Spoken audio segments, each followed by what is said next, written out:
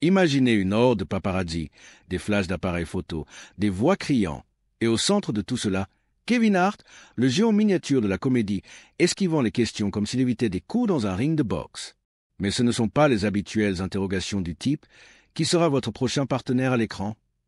Non. Elles concernent une vidéo refaite surface qui le relie à Sean Diddy Combs, un homme dont l'empire s'effondre sous la pression judiciaire. La réponse de Kevin? Un énigmatique. Vous posez la mauvaise question à la mauvaise personne. Mec. Que cache-t-il? Ou essaie-t-il simplement d'échapper au chaos? Attachez vos ceintures, car cette histoire présumée de fête d'antan, de promesses et d'un projecteur esquivé est sur le point de se dévoiler. Commençons par planter le décor. Kevin, l'homme qui a transformé son acharnement en or hollywoodien, a passé des années à nous faire rire. Des scènes de stand-up aux écrans de blockbuster, il a bâti son propre empire. IRBA Productions, sa société de médias, incarne son humour et sa sincérité. Mais même les rois de la comédie ne peuvent fuir leur passé quand il revient frapper à la porte. Et cette fois, c'est une vidéo datant de plusieurs années, le montrant à l'une des fêtes légendaires de Diddy, des événements désormais scrutés à la loupe à cause des démêlés judiciaires du magnat de la musique. La vidéo est devenue virale, et soudain, le nom de Kevin est pris dans une toile qu'il n'a pas tissée. Ou peut-être que si. Parlons d'abord de cette vidéo qui le lie à Diddy. Imaginez une pièce luxueuse, bondée de gens, vibrant d'énergie. Kevin est là, micro en main, jouant l'eau comme s'il animait un talk show nocturne. Des femmes en bikini se prélassent près d'une baignoire, l'ambiance est électrique, et Diddy est la star du moment. Ce n'était pas n'importe quelle fête, c'était une célébration pour l'album de Diddy, Last Train to Paris, à une époque où son pouvoir semblait intouchable. Dans la vidéo, Kevin lance des blagues, maintient la foule en haleine, même lorsque des moments fous surviennent, comme les cheveux d'une femme prenant feu à cause d'une bougie près de la baignoire. Il bondit, surpris, criant « La caméra a-t-elle capté ça ?» C'est chaotique, c'est désordonné, et c'est du pur divertissement. Jusqu'à ce que, des années plus tard, cette même séquence prenne une teinte plus sombre. Pourquoi?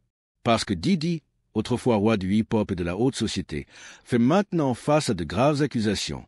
Des chefs d'inculpation pour racket, coercition et trafic ont renversé son héritage. Des perquisitions fédérales à ses domiciles ont révélé des preuves.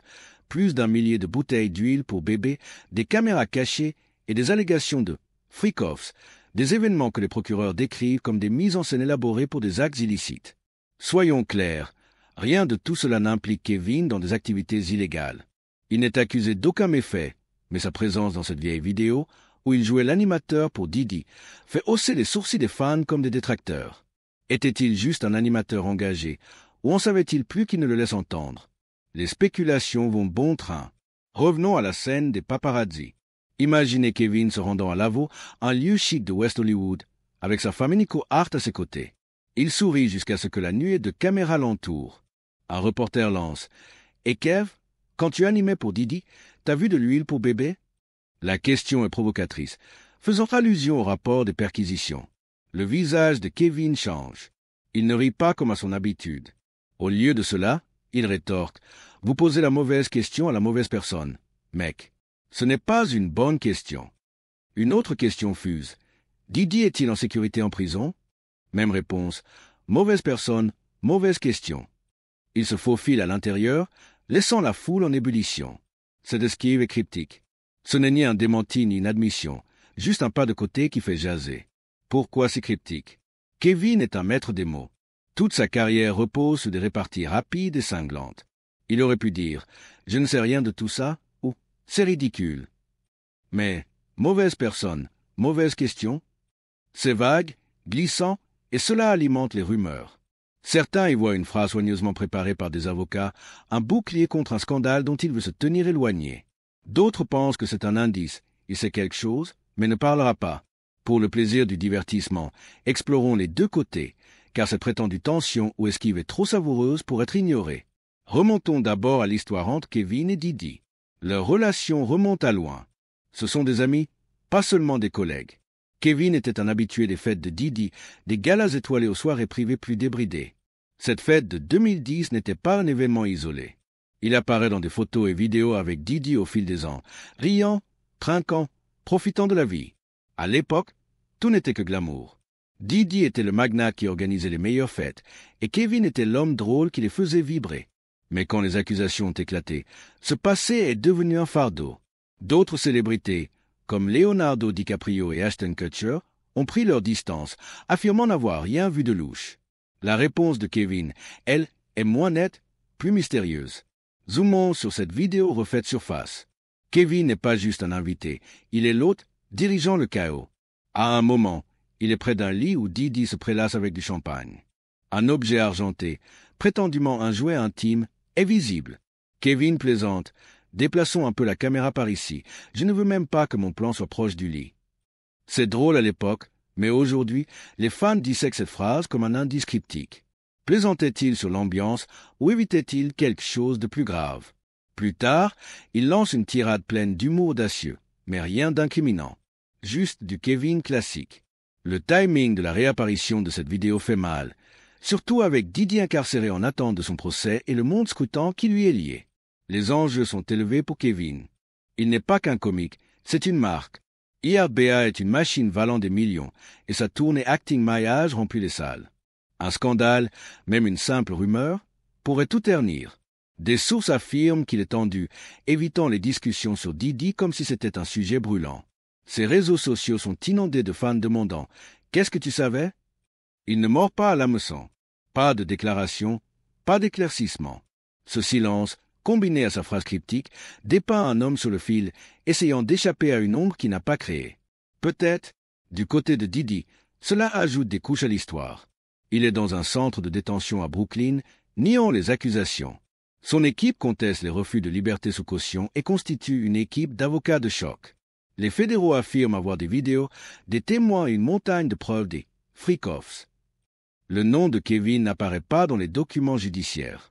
Personne ne dit qu'il est impliqué. La question sur l'huile pour bébé est un coup de troll, renvoyant aux perquisitions. Le détour de Kevin suggère qu'il ne joue pas ce jeu-là. Il n'est pas là pour alimenter la frénésie. Pourtant, Internet ne lâche pas l'affaire. Des clips de lui avec Didi, Usher et même Mark Wahlberg, plaisantant sur leur lien, ressurgissent. Chaque vidéo est un fil dans cette saga prétendue. Il y a aussi un moment marquant où Mark Wahlberg taquine Kevin à propos de Didi lors d'une interview. Mark lance « T'as plus de teinture dans la barbe que Didi n'en porte », avec un sourire en coin. Kevin interrompt « Ça suffit, je coupe ça au montage ». C'était ludique à l'époque, gênant aujourd'hui. Les fans se demandent « Y avait-il toujours une ligne que Kevin ne voulait pas franchir ?» Sa réponse cryptique au paparazzi semble faire écho à cette gêne, un réflexe de couper court quand le nom de Didi s'approche trop près. Alors, quelle est la vérité? Kevin a pu voir quelque chose à ces faits qui l'enterrent, ou est-il juste un spectateur pris dans la tourmente? La vidéo le montre en train d'animer, pas en train de participer à quoi que ce soit de douteux. Aucune preuve ne le relie au prétendu crime de Didi, seulement une proximité. Sa réponse cryptique pourrait être une manœuvre calculée, des avocats murmurant « ne dis rien » ou une esquive confuse d'un homme qui déteste les drames en scène. Pour l'instant, c'est un mystère. Kevin n'est pas accusé, mais il ne s'explique pas non plus. Et cette tension captive tout le monde. Le plus important, ce n'est pas la culpabilité, c'est la perception. Kevin a passé des décennies à construire une image relatable, résiliente et authentique. La chute de Didi menace de traîner cela dans la boue, même si c'est injuste. Sa phrase « mauvaise personne, mauvaise question » est une bouée de sauvetage, un appel à changer de sujet. Mais dans un monde régi par des clips viraux, c'est aussi une énigme. Que ne dit-il pas? Les fans, les haters, les curieux, ils continueront à creuser, parce que c'est ce que nous faisons. En fin de compte, c'est l'histoire de deux titans. L'un lutte contre un cauchemar judiciaire, l'autre esquive son écho. La réponse cryptique de Kevin n'est pas une fin, mais une invitation à s'interroger. Connaît-il les secrets de Didi, ou n'était-il qu'un projecteur? Pour l'instant, il est la mauvaise personne avec le bon mystère. Mais qu'en pensez-vous? Kevin cache-t-il une histoire, ou fait-il simplement celle de quelqu'un d'autre? Partagez vos pensées et théories dans les commentaires ci-dessous. Explore DDS Legal Charge. Celebrity Crisis Management.